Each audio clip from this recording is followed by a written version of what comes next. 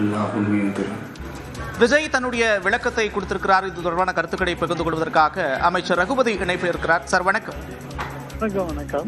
கரூரில் மட்டும் ஏன் இப்படி நடக்கிறது, உண்மையை மக்கள் பார்த்துக்கிட்டு இருக்கிறாங்க அப்படின்ற விஷயத்தை விஜய் மேற்கோள் காட்டி பேசியிருக்கிறார். இதை எப்படி பார்க்குறீங்க?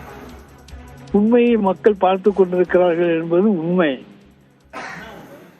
அதாவது அனுமதி பெறுவது 10,000 பேருக்கு என்று சொல்லி, ஆனால் அங்கே வந்து வேண்டுமென்றே கூட்டத்தை கூட்டி காலதாமதம் செய்து 3 மணிக்கு நாங்கள் நிகழ்ச்சி நடத்துகிறோம் என்று சொல்லி 7 மணிக்கு நிகழ்ச்சி நடத்தி, அதோடு இல்லாமல் லைட்டு விலையெல்லாம் அணைத்து விட்டு பஸ்ஸுக்குள்ளே வந்து அந்த இடம் வந்தவுடன் அந்த லைட்டை போட்டு விட்டு அங்கே எல்லா கும்பலையும் ஒன்றாக வரவழைத்து மக்களை கஷ்டப்படுத்தியவர் யார் என்பது இன்றைக்கு தமிழ்நாட்டுக்கு தெரியும், இந்தியாவுக்கு தெரியும். அதே நேரத்தில் இதுக்காக அமைக்கப்பட்டிருக்கக்கூடிய குழுக்கள் என்டிஏ சார்பாக நாடாளுமன்ற உறுப்பினர்கள் குழு ஆய்வு செஞ்சு செய்தியாளர்களை சந்திச்சாங்க. அவங்களும் ஒரு சந்தேகத்தை எழுப்புறாங்க. இயற்கையான நிகழ்வாக இருக்கிறதுக்கு வாய்ப்பு இல்லை அப்படின்னு சொல்றாங்க. எதிர்க்கட்சி தலைவர் எடப்பாடி பழனிசாமியும் ஏன் ஆம்புலன்ஸ் வந்துச்சு அப்படின்ற கேள்வியை எழுப்புறாரு. தாவேக்க தொடர்ச்சியாக சதி இருக்குன்னு சொல்லிட்டு இருந்த நிலையில் தற்போது நேரடியாக விஜய் விமர்சிச்சிருக்கிறார், பேசியிருக்கிறாரு. என் தொண்டர்களை பழிவாங்காதீங்க அப்படின்னு பேசியிருக்கிறாரு. எந்த தொண்டனையும் பழிவாங்க வேண்டும் என்கின்ற எண்ணம் எங்களுடைய தலைவர் தளபதிக்கு கிடையாது. அப்படி இருந்திருந்தால் எப்பொழுதோ நாங்கள் பழிவாங்க வேண்டிய படலத்தை ஆரம்பித்திருப்போம். ஆனால் அந்த மாதிரியான எண்ணம் துளி கூட கிடையாது. எல்லோரையும் தன்னுடைய மக்களாக மதிக்கக்கூடியவர் மாண்புமிகு தமிழ்நாடு முதலமைச்சர். இங்கே யாராக இருந்தாலும் அவர்கள் தமிழர்கள், அவர்களுக்கு அவர்தான் முதலமைச்சர். அவர்களுக்கு பாதுகாத்து அவருடைய நல்வாழ்வு தர வேண்டிய பொறுப்பு அவருக்கு உண்டு. அந்த கடமையை உணர்ந்தவர் எங்களுடைய முதலமைச்சர். எனவேதான் இன்றைக்கு பொறுமையாகத்தான் இந்த வழக்கை கையாண்டு கொண்டிருக்கிறார்கள். நீதிமன்றத்திலே ஆஜர்படுத்தப்பட்ட பிறகு நீதிபதிகள் அவர்களை 15 நாட்கள் ரிமாண்ட் செய்யப்பட்ட பிறகுதான் அவர்கள் மீது அவர்கள் இன்றைக்கு ரிமாண்ட் செய்யப்பட்டிருக்கிறார்கள். இதற்காக ஒரு சம்பவம் நடந்த பிறகு அதற்கு வழக்கு போடாமல் சும்மா கையை கட்டுக்கொண்டு இருக்கிற எந்த அரசாங்கமும் இருக்க முடியாது. ஆனால் இன்றைக்கு அமைதியாகவும் சாத்வீகமாகவும் அன்றைக்கு இரவே வந்து பாதிக்கப்பட்டவர்களை எல்லாம் சந்தித்து சென்றவர் மாண்புமிகு தமிழ்நாடு முதலமைச்சர். ஆனால் இதற்கு காரணமாக இருந்தவர் உடனடியாக திருச்சிக்கு ஓடி விமானத்தில் ஏறி சென்னைக்கு பறந்து வந்து 3 நாட்கள் கழித்து இன்றைக்கு திட்டமிட்டு ஒரு அறிக்கையை தந்திருக்கிறார். அதை தவிர வேறு ஒன்றுமல்ல. எங்கள் மீது பழி சுமத்த வேண்டும் என்று நினைத்தால் நிச்சயமாக தமிழ்நாட்டு மக்கள் எக்காரணத்தை கொண்டும் ஏற்றுக்கொள்ள மாட்டார்கள். இதற்கு எந்த காரணத்தை கொண்டும் திராவிட முன்னேற்ற கழகமோ தமிழக அரசோ பொறுப்பல்ல, விஜய் கட்சி தான் பொறுப்பு. நிச்சயமாக. அதே நேரத்தில் அரசு இயந்திரத்தினுடைய செயல்பாடுகள் தொடர்பாக விமர்சனம் முன்வைக்கப்படுது. நீங்க சொன்னீங்க முதலமைச்சர் உடனடியே போய் களத்துக்கு போனாரு, பார்த்தார். அதையும் அவங்க கேள்விக்குள்ளாக்குறாங்க. எதிர்க்கட்சி தலைவர் கூட கேட்டாரு, செந்தில் பாலாஜி எப்படி முதலாளா போய் நின்றாங்க, இப்படி பல்வேறு சந்தேகங்களை பல தரப்புல எழுப்பப்படுது. இதை எப்படி புரிஞ்சுக்கிறது? இல்ல, நீங்க என்ன சொன்னீங்க? செந்தில் பாலாஜி சொன்னீங்க என்ன? இல்ல, செந்தில் பாலாஜிக்கு எப்படி தெரியும், அவர் எப்படி முதலாவது ஆளா மருத்துவமனைக்கு போனாரு, இப்படின்ற சந்தேகங்கள் பலராலும் எழுப்பப்பட்டு வருது. கரூரிலே இருக்கிறார். எங்களுடைய கரூர் மாவட்ட கழகத்தினுடைய செயலாளர், முன்னாள் அமைச்சர் கரூரில் இருக்கிறார், சட்டமன்ற உறுப்பினர். தகவல் அவருக்கு கிடைத்தவுடன் அவர் உடனடியாக அவர்தான் சொல்ல முடியும். அடுத்துதான் இந்த திருச்சியிலிருந்து மகேஷும் புதுக்கோட்டையிலிருந்து நானும் சொல்ல முடிந்ததை தவிர உடனடியாக அந்த இடத்துக்கு செல்லக்கூடியவர் செந்தில் பாலாஜி தான். அவர் சென்று கடமையாற்றி இருக்கிறார். தமிழக வெற்றி கழகத்தை சேர்ந்தவர்கள் தான், தாவேகாவை சேர்ந்தவர்கள் தான் யாரும் வரவில்லையே தவிர நாங்கள் உடனடியாக அந்த இடத்திற்கு சென்று மக்களை சந்தித்திருக்கிறோம். அவர்களுக்கு தேவையான உதவிகளை செய்திருக்கிறோம்.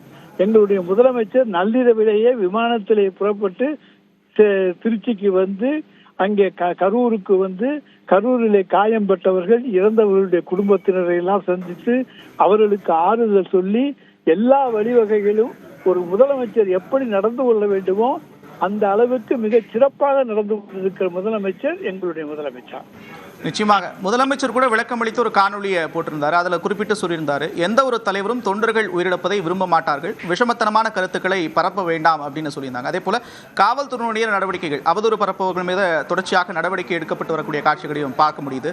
இப்போ விஜயனுடைய இந்த பகிரங்கமான குற்றச்சாட்டு மீண்டும் மீண்டும் அவர் அழுத்தி சொன்னது கரூரில் ஏன் நடக்குது அப்படின்றதையும், மக்கள் அங்கே இருக்கக்கூடிய மக்கள்லாம் உண்மையை சொல்றது கடவுளே வந்து சொல்றதுக்கு மாதிரி இருக்கு, எல்லாத்தையும் மக்கள் பார்த்துக்கிட்டு இருக்காங்கன்னு அவர் அழுத்தி சொல்றாரு, ஒரு சந்தேகத்தை எழுப்புறாரு. அதுக்கு அரசனுடைய பதில் என்ன? அதாவது எல்லோரும் மக்களே பார்த்து கொண்டிருக்கிறார், கடவுளே பார்த்து கொண்டிருப்பதை போலத்தான் மக்களே பார்த்து கொண்டிருக்கிறார் என்று அவர் சொல்லுகிறார் அல்லவா. காவல்துறை எடுத்தவுடன் அவர் பாராட்டித்தான் இருக்கிறார். காவல்துறை தன்னுடைய கடமையை செய்து ஒழுங்காக கூட்டி வந்திருக்கிறது என்று சொல்லி, அந்த இடத்தில் வேண்டுமென்று கும்பலை சேர்த்தவர்கள் யார்? அவர்கள்தான் குற்றவாளிகள். வேண்டுமென்றே மக்களை அந்த இடத்திலே மிக அதிக அளவிலே கூடும் அளவுக்கு செய்தது யாருடைய சதி? ஒரு குறிப்பிட்ட நேரத்துக்கு வரவிடாமல் தடுத்தது யார்? அங்கே பின்னாலேயே நாமக்கல்லிலிருந்து வாகனங்கள் எல்லாம் தொடர்ந்து வரும்படி செய்தது யார்?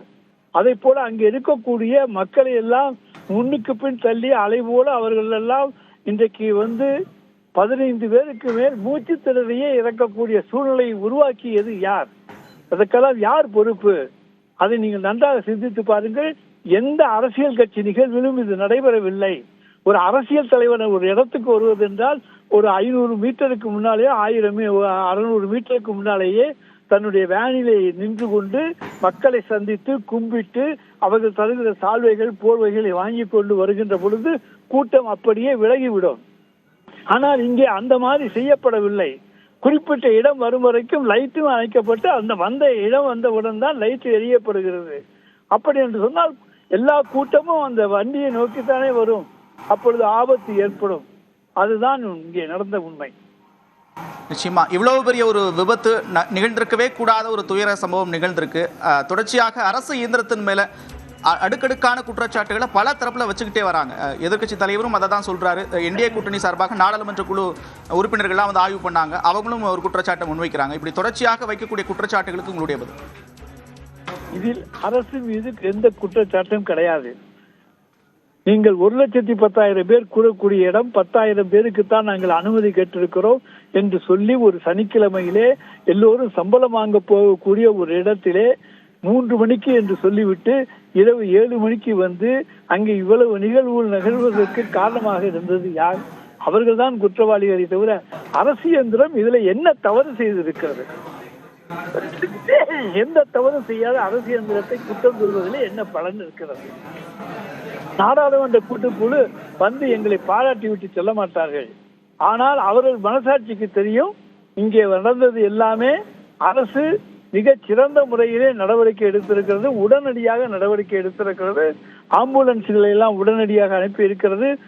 பல்வேறு மாவட்டங்களிலிருந்து, திண்டுக்கல்லிலிருந்து, சேலத்திலிருந்து, திருச்சியில இருந்து என்று பல்வேறு மாவட்டங்களிலிருந்து மருத்துவர்கள் உடனடியாக 2 மணி நேரத்துக்குள்ளே கரூருக்கு வரவழைக்கப்பட்டு அத்தனை பேருக்கும் சிகிச்சை கொடுக்கப்பட்டிருக்கிறது. இதை விட சிறப்பாக எப்படி செயல்பட முடியும் ஒரு அரசு இயந்திரம்? நன்றி திரு ரகுபதி, இணைப்பிலிருந்து கருத்துக்களை பகிர்ந்து கொண்டமைக்கு. மிக பெரும் ஒரு துயர சம்பவத்திற்கு விஜய் தற்போது விளக்கமளித்து வீடியோ வெளியிட்டிருக்கிறார். விஜயை நோக்கி பல்வேறு கேள்விகள் எழுப்பப்பட்டு வந்தது. இவ்வளவு பெரிய துயர சம்பவம் நடந்த பிறகு கரூரிலிருந்து ஏன் விஜய் வந்தார் அப்படின்ற ஒரு கேள்வி எழுப்பப்பட்டுச்சு. அதுக்கும் விஜய் இந்த வீடியோவில் விளக்கம் கொடுத்திருக்கிறாரு. ஒருவேளை அங்கே இருக்கக்கூடிய ஒரு சூழல் ஏற்பட்டிருந்தால் அசம்பாவிதங்கள் பதற்றம் மேலும் அதிகரிக்க வாய்ப்பிருப்பதால் வரவேண்டிய ஒரு சூழல் ஏற்பட்டது என்று சொல்லியிருக்கிறார்.